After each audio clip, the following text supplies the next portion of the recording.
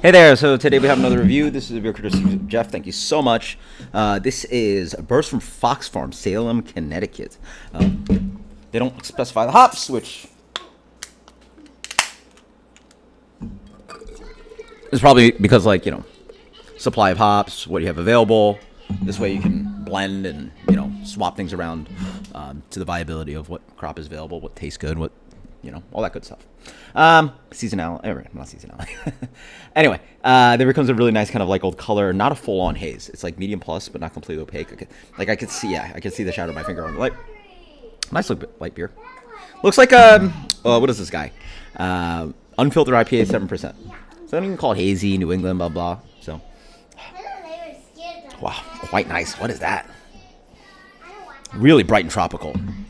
A little bit of rosy character, but it's like tart and citrusy, limoncello, lemon peel, bright like juicy oranges, but also that like kumquat, a lot of kumquat on this guy. That's a big one I was getting out. That's why it was exotic to me. I was like, ooh. When you hit the exotic fruits, it's always like a little bit like a, like a little, like wakes you up a little bit. What else do I get on there? Dried pineapple. Very, very pithy too. Grapefruit pith, a lot of that. Smells of like white grapefruit flesh, white grapefruit peel and pith. But yeah, tons of that kumquat citrusy thing. A little bit of orange candy. Light, bright, zippy, zesty, citrusy. Cheers.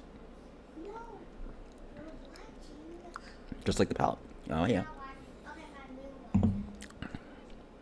Big zippy zesty notes. If zesty is up your alley, then this is it. Big citrus, white grapefruit, navel orange, kumquats, pithiness rides through. Moves on to a little bit of pineapple action going on as well. A little bit of that kind of like floral fragrance in there. And a little bit of that chewy green hop character on the back end. But this hop character is not that like... You know what? The green hop character sort of works because there's bitterness in this beer too. So it actually like combines to be like an emphasizing bitterness. Which like, right? Like West Coast beers have this like pine green note with bitterness and it makes sense. A lot of times these hazy IPAs don't work because that green character is just straight vegetal. And it doesn't really have bitterness to it, so it's just astringency. And that's where it sort of distracts. Here, like, when you combine the two, it sort of just makes sense on the palate. And nor is it too distracting too astringent to make it disgusting as well. So, yeah. It's very much East Coast meets West Coast kind of thing. New England meets West Coast kind of thing. Yeah, a little bit of bitterness, that kind of vegetal character on the back end. The beer's also not chewy.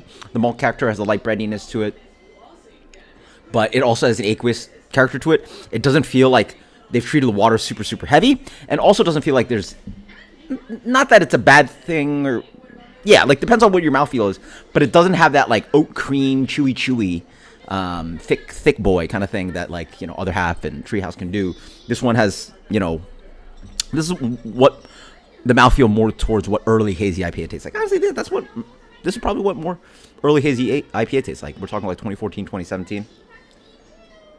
Era, right? Early on, or 2014 or 2016, I don't know, something like that. Very nice, very nice. This is what I'm in the mood for a little bit more these days. Then again, you drop me a Treehouse Hazy, the thick, the big chunky. Other Half does it too.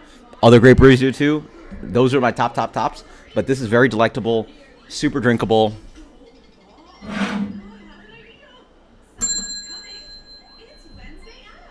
That's just a solid 90... That's just solid 97. Solid 97. Yeah. Yeah.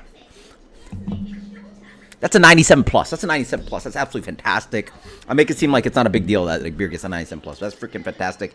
Shout out to Jeff. Absolutely delicious. Cheers later.